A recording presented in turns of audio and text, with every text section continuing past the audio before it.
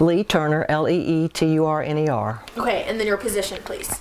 I currently am the president of the Democratic Women of Greenville County, and I'm a former congressional candidate. Okay, perfect. So, take me through how you heard about this resolution, this bill, basically coming up on Facebook. I think you said it was. Right, just like many of us, it started floating through Facebook, I think yesterday or maybe the day before, and so as you can imagine, it's gotten a lot of shares in play because so many people are against it. Yeah, and a lot of of those interchanges, they're named after law enforcement who have unfortunately lost their lives, troopers. They're named after, yes, people who have lost their lives, or generally people who are now out of office. The whole idea that they're picking a president who's in the last part of his first term, who just got impeached. The whole situation has been completely rancorous, coming from both sides. And it just feels sort of like a gig you moment by people. I mean, honestly, it reminds me of the 1950s when they reinitiated the Confederate flag. It's the same sort of, gotcha thing. What would it, so let's say we're driving by, let's say, God forbid this goes through. What does it mean to see that? Like, if somebody were to see that driving by, oh, I'm on 85, the interchange right there. I obviously asked the representatives who want to push this through. When you're driving by and you see that, what does that mean to you? But I'm assuming everybody has a different answer when it comes to what that name means to them. I try to start with the big picture. Donald Trump got less than 55% of the vote, which means 45% of the people did not vote for him. I wouldn't be surprised if those percentages tighten up significantly this year.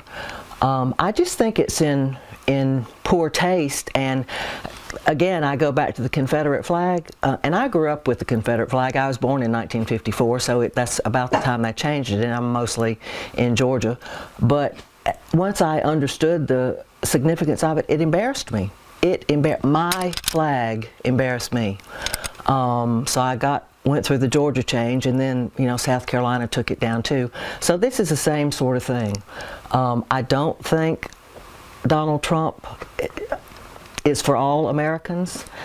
I think even if he ended up being the world's greatest president ever, it's too early to name a highway after him. And especially, I haven't done my research on it, but I dare say the federal funds that came down for the highway came down during Obama's era.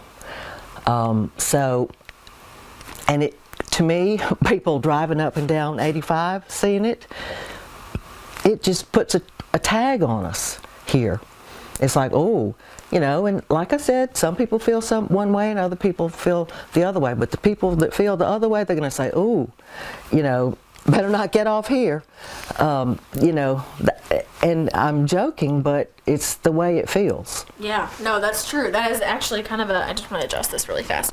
That is a good point. I was asking him, because he said that there were certain things about President Trump that he wasn't for when he first took office, but that he's kept more promises, campaign promises, than many other presidents who've sat in that chair, which is basically the reason that he wants this to happen. As far as what you've seen throughout the first term, what sends red flags to you about saying, hey, one, it's too early to do this, but two, let's think of the bigger picture of what that name actually stands for? What would you respond to with that? In my opinion, it stands for racism, division, bad manners, bad language, bully, hate, those things that a lot of us feel every day. And as far as keeping his campaign promises, I only look at the promises that will build GDP for America. Building a wall will not. Tax reform has been nothing more than a giveaway to the wealthy. And I know this because when it was announced, I was doing tax returns for the wealthy. And I knew the first 4 subjects on the list were major tax giveaways to the wealthy. So, you know, we can talk about hateful promises, which anti-immigration, build a wall, keep them out, are. And I say there's no applause in his having kept those. Or we can talk about the promises of fiscal responsibility, paying off the debt, balancing the budget, educating our children, building new roads and bridges, the things that we really need. Well, and another thing that I think is kind of interesting, he doesn't just have this one bill obviously on the books. There's other stuff to get to. But what I was kind of asking him is, what good, out of all of the things to tackle in America right now, out of all the things to tackle in our state, why is this one of his top things to kind of go after? Do you kind of wonder the same thing? To me, it's obvious. It's more pandering to their voter base. And that's, you know, the State House in Columbia is just like the Senate in D.C. They never get things passed that will help us. They continue to stir the pot of rights and liberties and pander to their base. And because they've drawn the maps to suit them, you know, they generally win by 84, 85%. And I just think it doesn't show 1 ounce of statesmanship. It doesn't show 1 ounce of wishing for unity or some cure to the division. And I'm sorry, in today's world, if people on both sides don't yearn for some unity and yearn for some bipartisanship, then they have no place in public service. Well, I think it's slightly ironic that the interchange is basically connecting 85 and 385 in a different way than we've ever seen it before.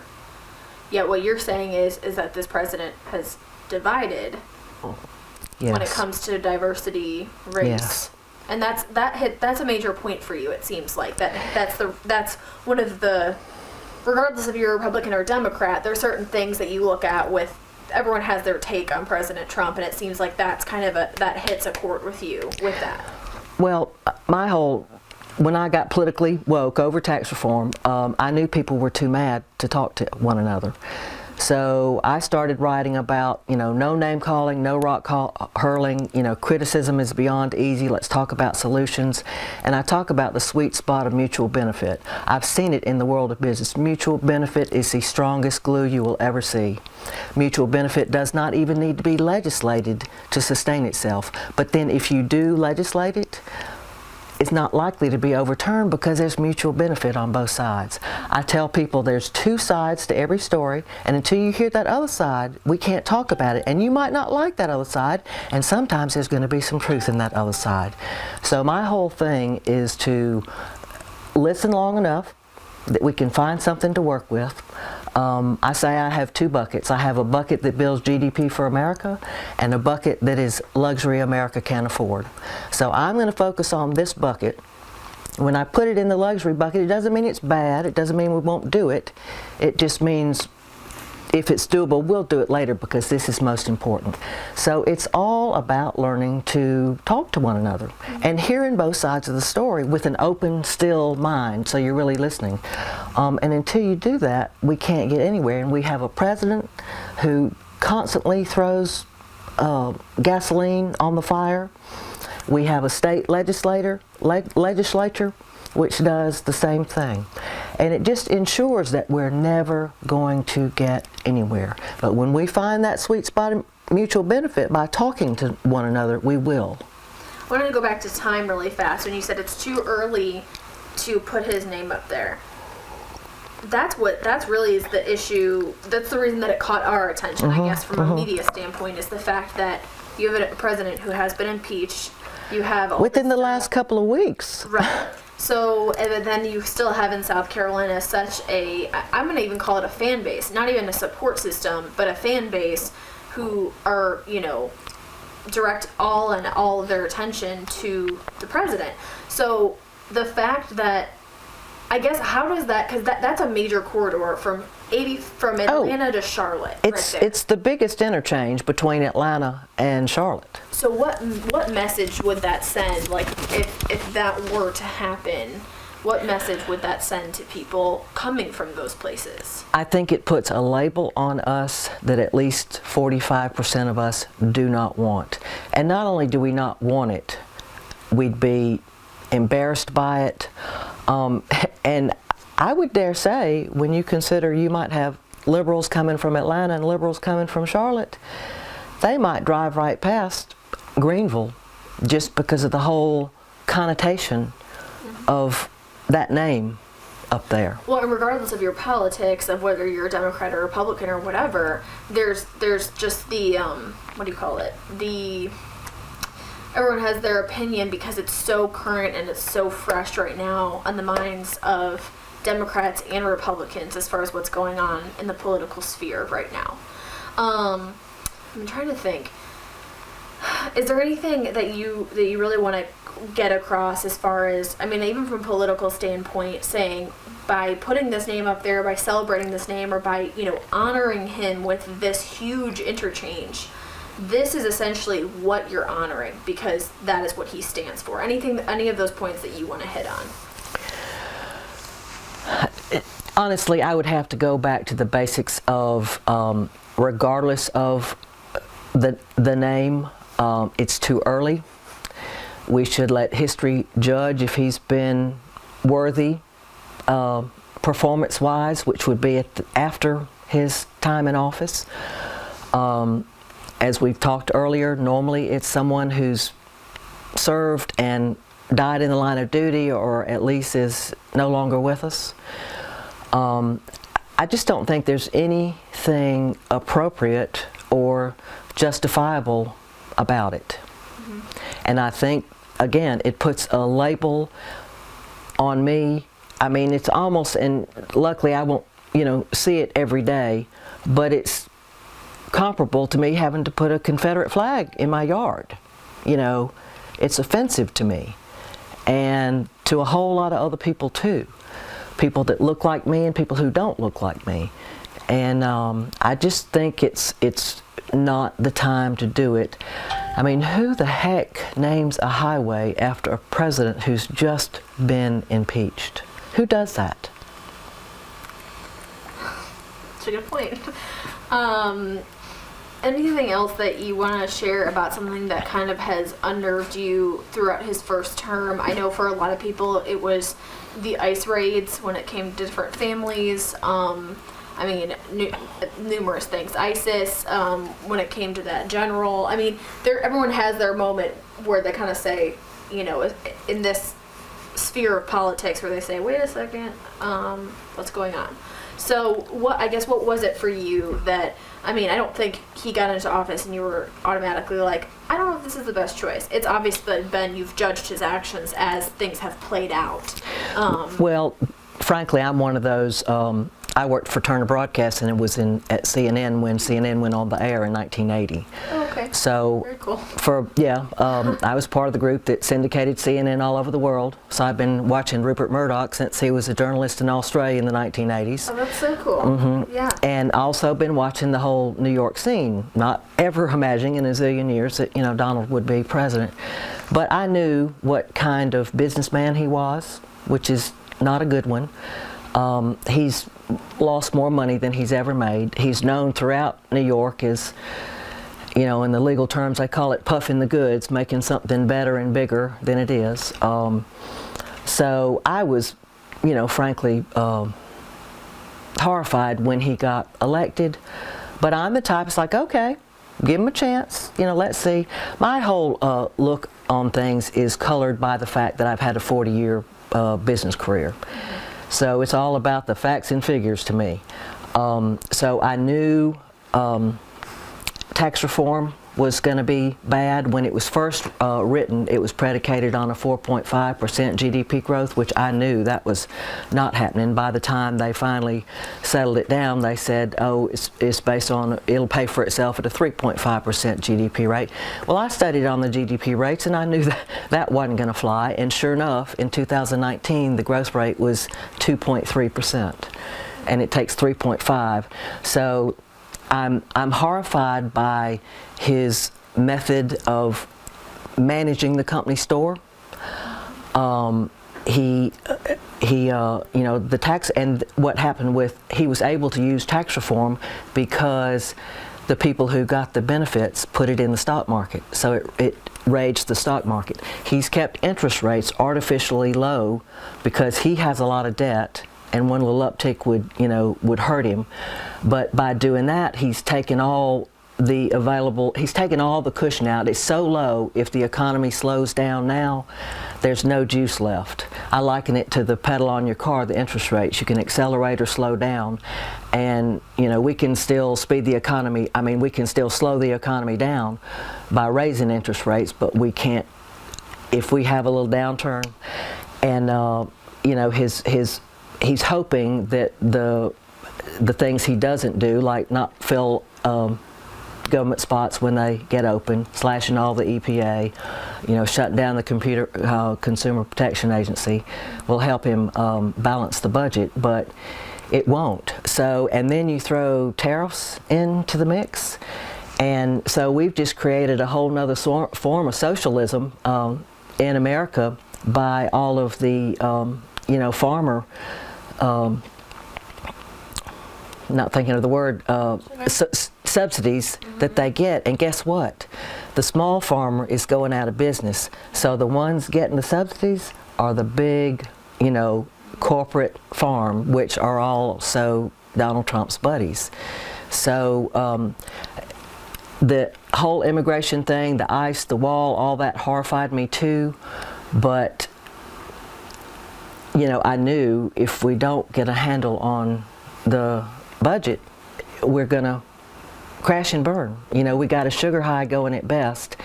And I did a video on the street the other day about 4 easy ways to make it look like the economy is roaring when it's not. And they were basically those things that I just described: artificial interest rates, tax giveaways, increases, the unemployment rate is down because it's being fueled by hospitality jobs, which do not pay a livable wage. If you look at the jobs growth, manufacturing and transportation has actually decreased. And so the reason we have such a low unemployment rate is because we're making it look artificially good by jobs that won't pay a living. So those people are having to work 2 jobs. And so there's all kinds of ways to convince people that, gee, things are so great. But I know, I've run companies that operate on a shoestring. I know how, healthcare works because I've managed it. And I'm just incredulous that our elected leaders in Washington, D.C. are allowing this to happen, because they know better. They know better. And it's one reason I say we have too many lawyers in D.C. is because it's like, I know a bunch of lawyers and I wouldn't hire any of them to run a company. They can argue laws and write laws, but they don't know a thing about running a business. Very few of them do. They didn't major in accounting and then go get a law degree. And so it's just one more thing that I see things that other people, the quote, average workaday person don't see, not because I'm so smart, but because I've had a 40-year degree and I've done everything and I pay attention. Right. And I think a lot. Right. No, is there, I'm trying to think. There was something that I want to ask you and I completely just forgot about that. Those are all good points though. As far as the interchange, is there anything else that you want to add about why you don't want to see it be put in? Oh, that's what I wanted to say. What else do you think they should be focusing on? This to me is, okay, it's a bill, but it's going to be one more thing that they're going to have to talk about, use their time, use their money, use their effort, energy, whatever else, to discuss this. What else should we be discussing besides a highway? Medicaid expansion.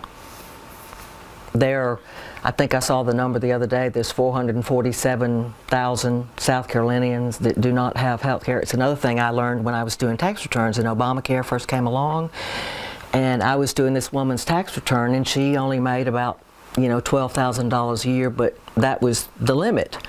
Well, all of a sudden, her income for whatever reason went down to $11,000 a year. She had been on Obamacare all that year and taken all the subsidies. Well, when she went below $12,000, she fell in that gap that you don't get anything. Don't get anything. Up to $8,000 or so, you qualify for Medicaid. But how crazy is it that the people who need it the most, and they're still going to go to the doctor when they get sick, and they're going to go to the emergency room. Another thing is 12 out of our 46 counties do not have an OBGYN. Now, they're going to force us to have the babies, but we hope you can make it to the hospital nearest you. Good luck with that. And that's before we even talk about what happens to them after they get born. So, the thing about Medicaid expansion, it will be financially profitable for the state of South Carolina. Our citizens will be healthier.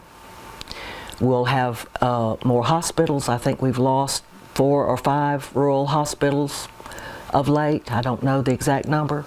But things like that, people don't understand that they pay. They don't cost, they pay.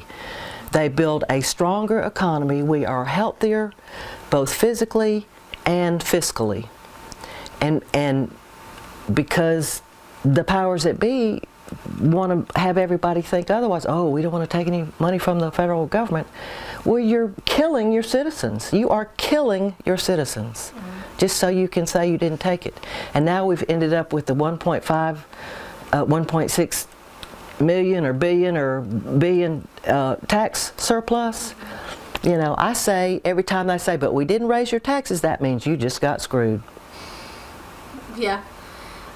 Anything else that you want to add about the interchange that I didn't ask you about? I know I keep getting off subject. No, it's fine. And I do have one other thing I want to talk about while you're here. Yeah.